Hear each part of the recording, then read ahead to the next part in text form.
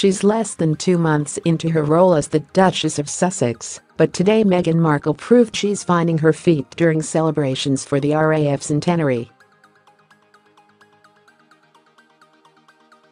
The former Suits star looked poised and confident as she joined the royal family on the balcony at Buckingham Palace for the flypast, which saw the largest concentration of military aircraft in recent memory form in the skies above London to commemorate the milestone. The Queen, 92, looked up in wonder at the aeronautical display, which celebrated the history of the RAF and featured the return of Second World War aircraft including the Spitfires and Lancaster bombers, and followed a service of thanksgiving at Westminster Abbey earlier today. She was joined on the balcony by her sons, Prince Charles and Prince Andrew, the Duchess of Cornwall and the Fab Four, the Duke and Duchess of Cambridge, and the Duke and Duchess of Sussex. But tellingly, it was the Duchess stood in pride of place alongside Her Majesty, who is these days usually flanked by one of her sons in the absence of the Duke of Edinburgh. It was a sharp contrast with Meghan's balcony debut at Trooping the Colour exactly 1 month ago on 10th June, when the retired actress was seen looking to her husband for reassurance and nervously fidgeted with her hair.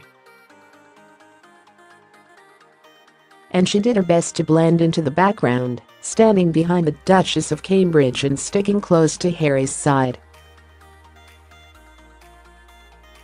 At the time, a lip-reading expert claimed to Mirror Online that Harry asked his wife if she was okay during a private exchange between the newlyweds, to which she anxiously responded, "Yeah." A short while later, Meghan appeared to admit she was feeling nervous as she made her balcony debut in front of huge crowds who had gathered on the Mall to catch a glimpse of the royals. Moments later, referring to the red arrows display, the prince signaled to Meghan that she needed to look up during the flypast. "Then there's the flypast, and then we all look up to the sky," he said. During today's flypast, some 100 jets, helicopters and aeroplanes roared over central London, much to the delight of the thousands who gathered to watch the spectacle from below. Police estimate between 65,000 and 70,000 people lined the streets.The royals looked to the skies as aircraft roared overhead, including the RAF's new cutting-edge stealth fighter F-35 jets, in what was their first ever public appearance. The display also featured helicopters including the Puma, Chinook, Juno, and Jupiter. Prince George, 4, and Princess Charlotte, 3, were not on the balcony, but could be seen watching the spectacle from a palace window.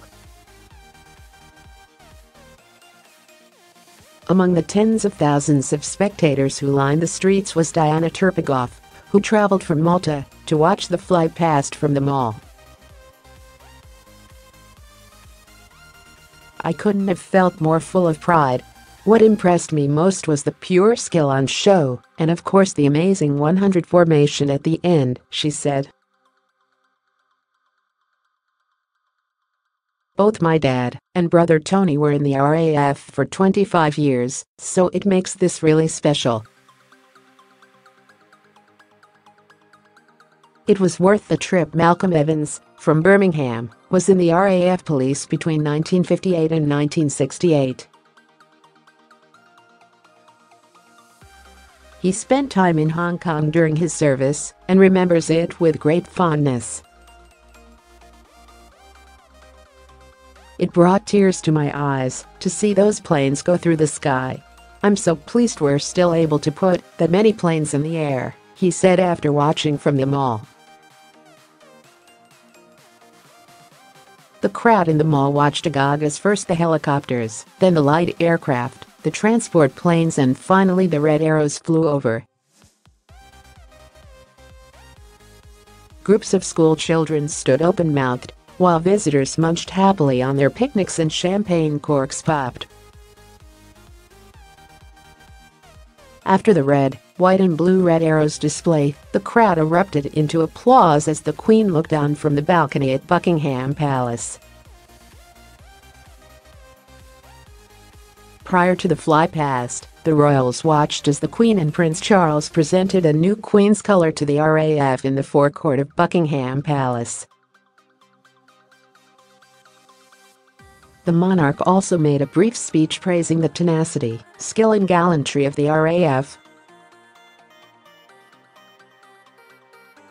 She said, "Presenting the Royal Air Force with a new Queen's colour provides an opportunity to congratulate the service for your remarkable contribution to defence over the last 100 years.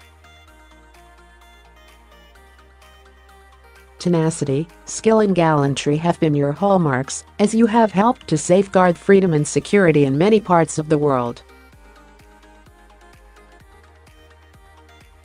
I remember the Battle of Britain being fought in the skies above us, and we shall never forget the courage and sacrifice of that time." In 1918, my father, King George VI, served alongside one of the service's founders, Lord Trenchard, before becoming the first of my family to qualify as a Royal Air Force pilot. That family tradition continues to this day. The Duke of Edinburgh, the Prince of Wales and the Duke of Cambridge have all earned their wings and wear them with great pride. The Royal Air Force has won a place in the heart of our nation, and I wish all ranks, past and present, together with your families, every good fortune for your second century of service. The Duke and Duchess of Cambridge appeared in excellent spirits throughout the engagement and could be seen sharing a light-hearted moment together.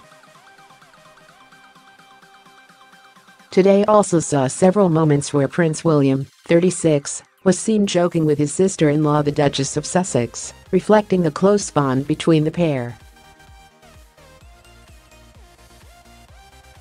Earlier the family attended a service of Thanksgiving at Westminster Abbey, a day after attending Prince Louis's christening at St. James's Palace, attended by Harry, Meghan, Charles, Camilla and the Middletons.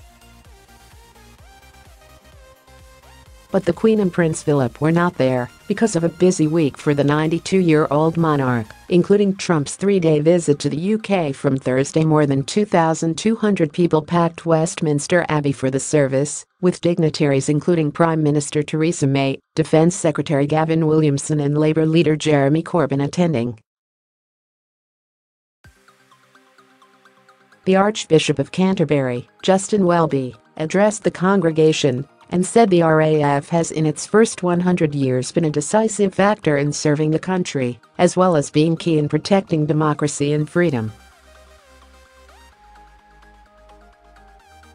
With an RAF ensign draped over the high altar behind him in the Abbey, Mr. Welby also highlighted how members of his own family have served and been killed in the RAF, drawing attention to his own father who flew low-level sorties in Burma.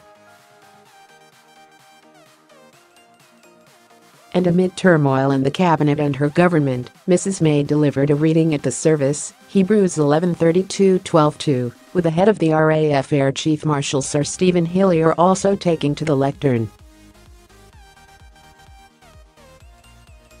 Charles, William, and Harry all chose to wear No. 1 RAF uniform to the Abbey, with Kate wearing a Dasser brooch which was presented to her by the Air Cadets when she took on patronage in 2015.